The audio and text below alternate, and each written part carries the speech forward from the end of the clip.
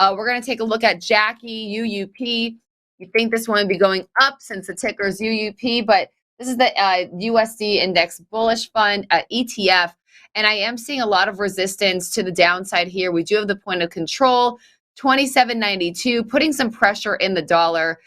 We could see it go through this thin zone down to about 27, which would be about a point move in UUP. Just a lot of pressure here, so I'm not seeing any bullish action. Lee is looking at BA. This one continues to break down. It never broke above its point of control. I know that we covered this one a few weeks ago, and it continues to not only just hit the point of control, but as it retests that area, it makes a lower low. So BA slowly breaking down here. You want to be out of the trade above 211.06, trades a dinosaur, and you'd want to be long here.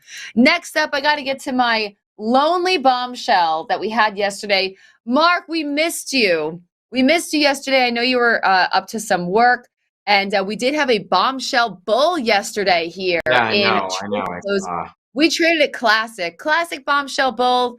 We didn't get that SPX exposure, although you've taught a lot of exploration traders and closers how to get into an SPX butterfly if they want to take on that trade. But yes, this lonely bombshell was a party in trade that closed. A beautiful. I mean, look at that. Look at those candles, man. This was a really, really nice 9-point move as we rallied. The 3970s would have been a really nice play yesterday to be long, because those were trading for around, I want to say, like $1.50, but prior to your bombshell, and they went as high as $5. So there would have been some decent dough in SPX had you done that.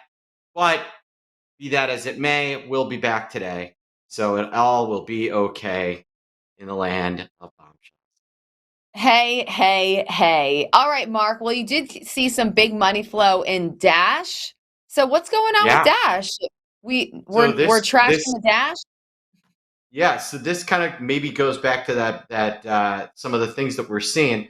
I think this might be bondholders and or someone that is extremely bearish because they are buying Dash puts that are more than 50% out of the money. Dash is about $59, and they went in and bought the August 25 put 20,000 times, paying 49 cents.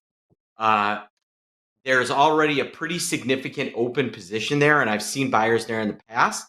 So I'm thinking it's a couple of things. It's either a bondholder, or someone is betting on one of those like really, really, really, really bad earnings heading into the May or July cycle for Doordash.